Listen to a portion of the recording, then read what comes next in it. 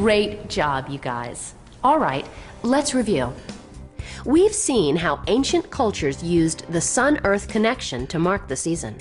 And you've seen an activity which uses the placement of shadows to record the movement of the sun across the sky.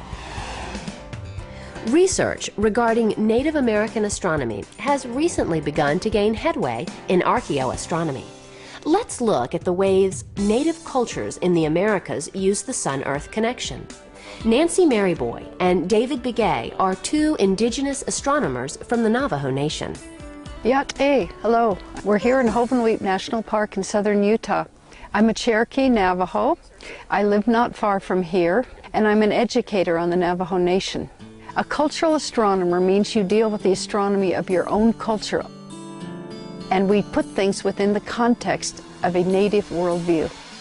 Right behind me on the boulder, you can see an indication of a solar phenomena.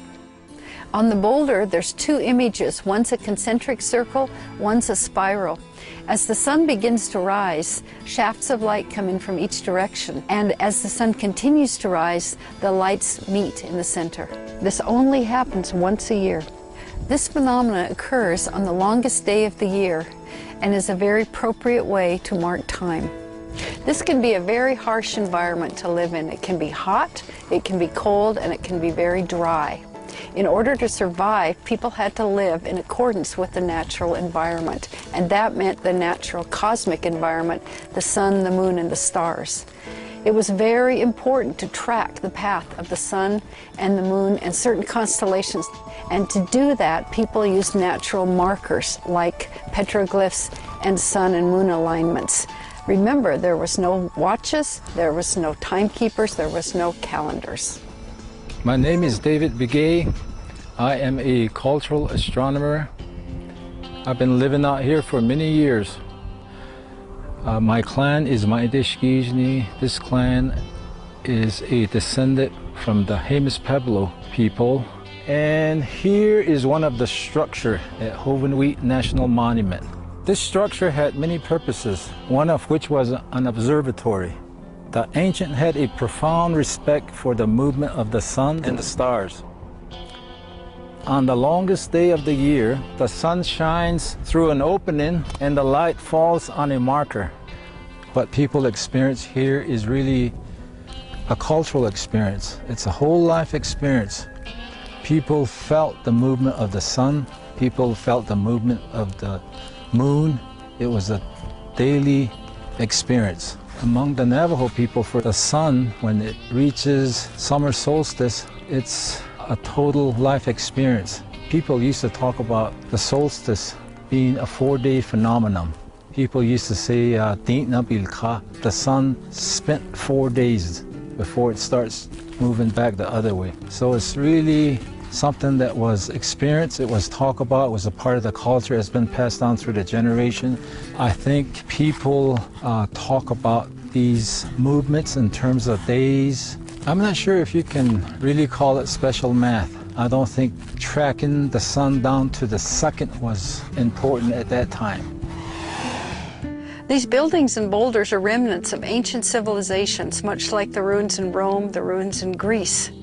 And today, they're still very relevant to us out here in the Southwest. We still see the same sky, and we're in awe of the technology that was employed to build these buildings and capture these solar and lunar alignments.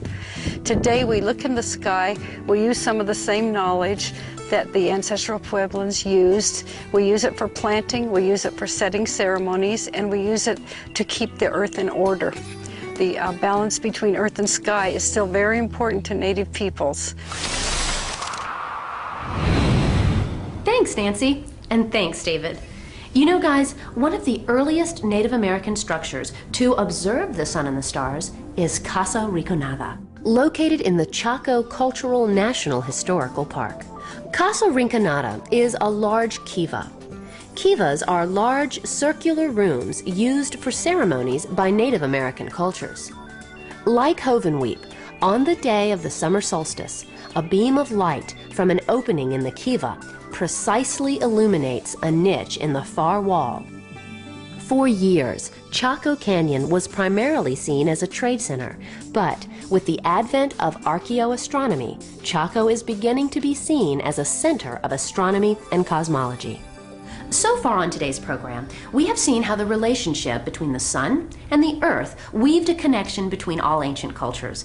Now, much of the information from those cultures has been lost to us. However, other cultures have recorded that information, and now that information is being interpreted. For a look at one of these ancient cultures, let's return to Dr. Sten.